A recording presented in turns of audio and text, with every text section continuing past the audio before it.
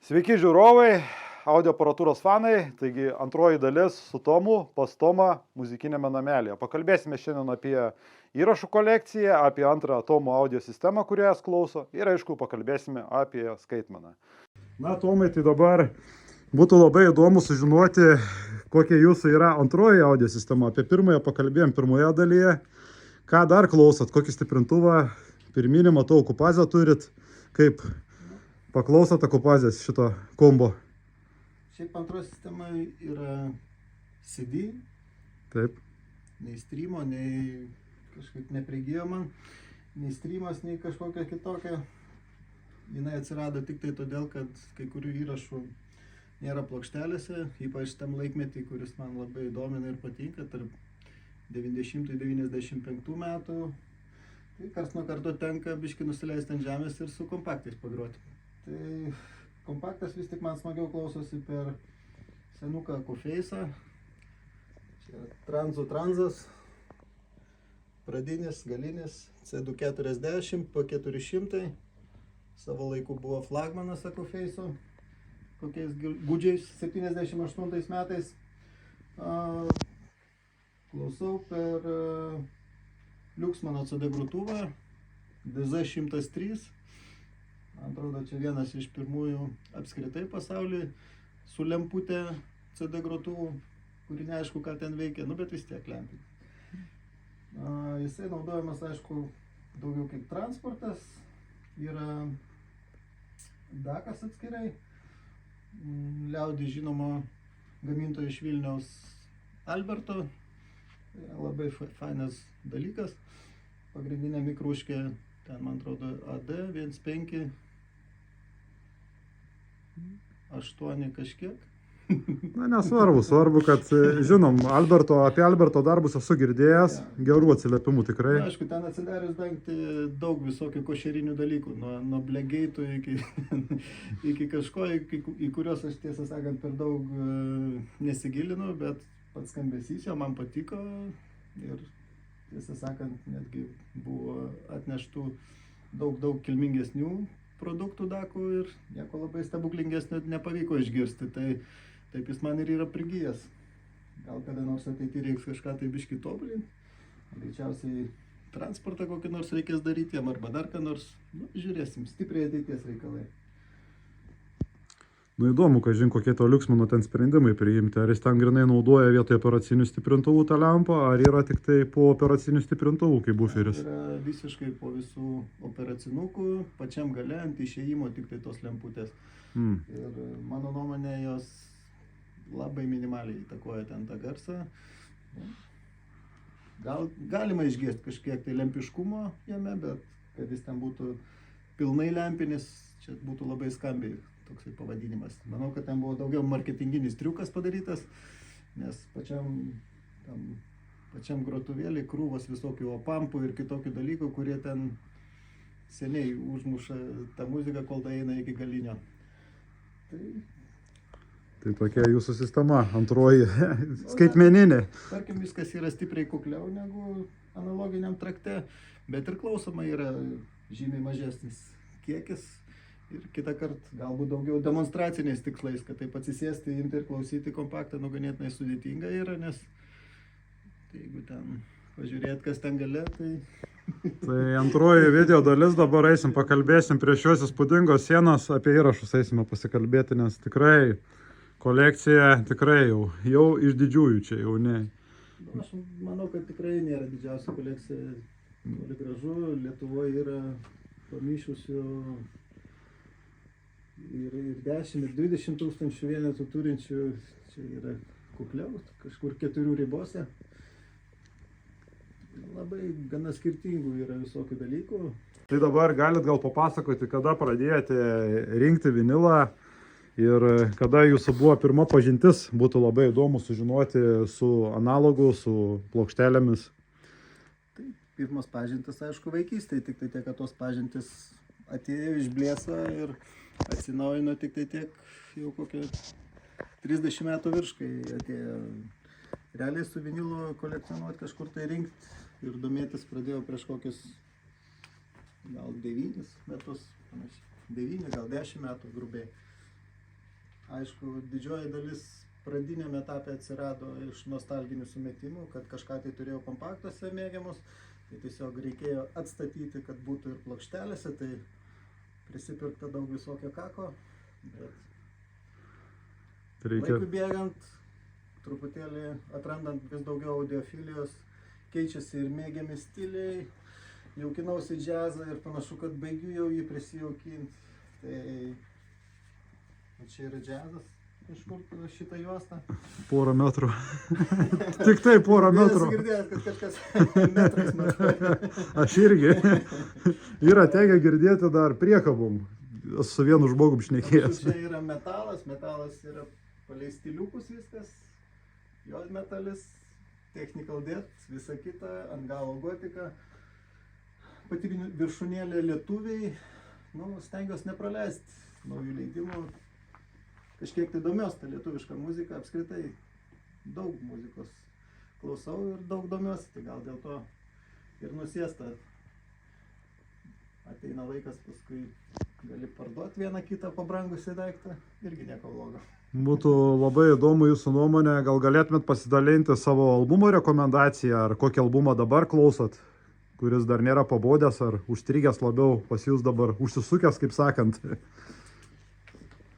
Labai įdomu, nes žmonės visą laiką klausia, ką klausot, kokius įrašus. Jeigu kada nors pamatysit va tokį daiktą, ypač jeigu ten fone koks nors parašyta, nepraeikit pro šitą dalyką, paklausykit. Aišku, ten klasika leidžianti kontorą, Fone Records. Ir paskutiniu metu aš taip ant jų sėdau, kad viskas, kas klasika, tai viskas man iš jų limpa, nes tikrai išskirtinis garsas, pilnas analogas. Leidimai nuo 83 iki šių dienų metų. Praktiškai Acoustic Sounds konkurentai tiesioginiai ir manau, kad gali būti, kad netgi kai kuriuose vietose nugali Acoustic Sounds amerikiečius. Tai tiesiog kaip rekomendacija tikrai rimta. Na, mes su Edvinu būtent šį albumą šiandien klausėm. Edvinai, kokios tavo nuomonės? Nuostabus. Dinamiškas, labai dinamiškas albumas, labai įdomus albumas iš tikrųjų. Tai va, Tomo tokia kolekcija įrašų tikrai. Paklausėm įvairių žanrų šiandien. Teko paklausyti ir roko, ir man patinkančio Leonard Coheno, ir Armstrongo paklausėm įvairių žanrų. Na, ko neklausėm, tai tik tai popso, nes tikriausiai jūsų kolekcijų jo nerastume irgi. Mažai, ko gero. Manau, kad rastume, nes yra kelios rytis, kur galima pavadinti must have, tai pinkai. Tai viskas, kas privaloma turėti, lyg ir yra. Tai gal ne popsas čia palauk. Ne, čia yra tie, kaip sakant, pirminiai ieškojimai. Pirminė stadija audiofilijos, man rodos. Ne, turiu, bet jo reiktų paieškoti. Kažkur yra. Vis tik, šiuo metu figūruoja džiazas, metalas. Aišku, yra stiliai, kurie man iš senų laikų patinka. Aš labai domiuosi ankstyvąją gotiką. Pradžia visų šitų dalykų. Įdomu. Patinka moteriški balsai. Čia yra psiuacės, va čia, metras. 1,20 m. Tai normaliai. Daugiau negu... Čia yra bernai dar, 1,20 m. Tokie biškai įdomesni balsai. Apačioj klasikoje. Klasikos irgi kolekcija nemaža tikrai. Tai va, gyvenimo prasme, jau galima sakyti, radau. Viskas išdėliota pagal abėcėlę. Ar galėtume dabar gyventi su šitą kolekciją ir daugiau nieko nepirkti?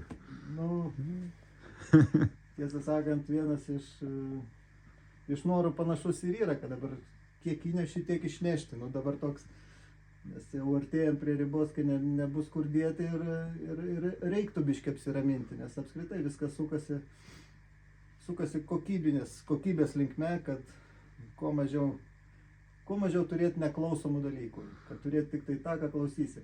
Aišku, biškai paradoksiškai skamba tą, ką klausysi, nes kai yra kokie 4000 įrašų, jeigu juos padauginsi kiekvieną dieną, pavyzdžiui, po 2 valandas klausyti, tai reiktų kokių 2,5 metų, vien tik tai perklausyti po 1,5. Tai sudėtinga, žodžiu. Bet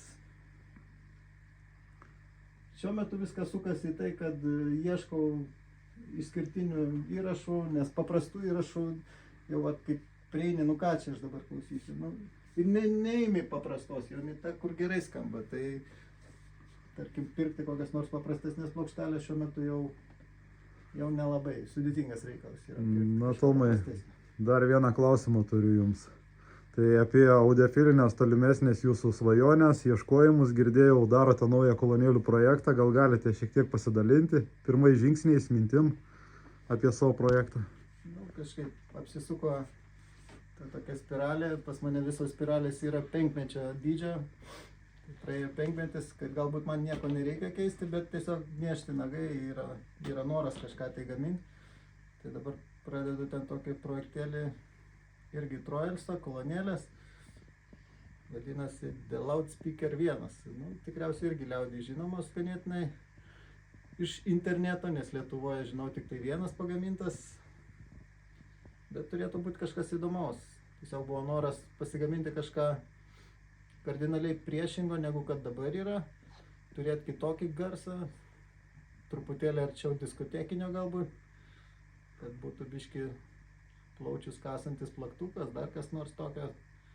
Tai va, turėtų būti labai įdomus dalykas.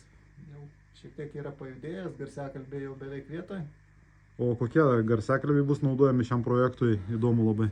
Pagrindiniai garsiakalbiai tenai yra 18 Sound, tiek vidurys, tiek žemadažnis, tiek rupuriukė esantis kompresinukas. Yra ir 4 juosta Super Twitteris numatytas, tenai bus, jau turiu parsisiuntęs Fosteksą, kaip biški vintažinį, bet turėtų vis tiek būti pradžiai įdomu. Didelės, gražios, gal netgi biški didesnės negu stovimas, nes kelio atgal nėra, mažėjimo krypties nėra šitoje vietoje.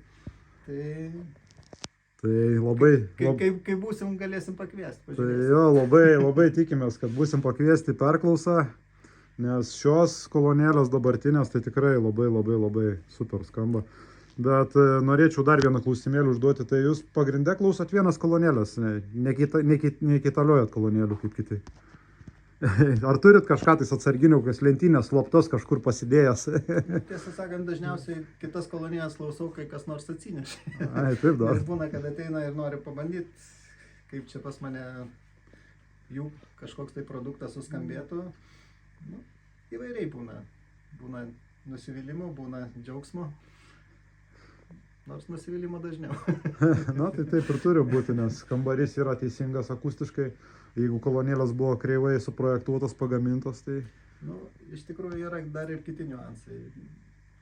Čia ne visos kolonėlės groja šitoj patalpoje.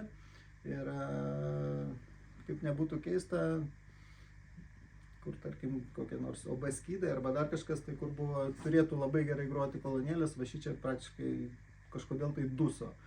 Tikrai buvo keli tokie projektai atsinešti, o kokios nors lentyninukės, visai nedidelės mažytės, atsiskleidė taip, kaip net pats savininkas nesitikėjo. Tai tokių kažkokių biški paradoksų yra šitoj vietoj. Nu, bet... Ir labai didelis dėkui, kad pasikvietė į svečius, kad leidote paklausyti jūsų įspūdingą audio sistemą, kuri tikrai man yra pati įspūdingiausia mano girdėta analoginė audio sistema. Dar kartą dėkui. Ja, ir iki.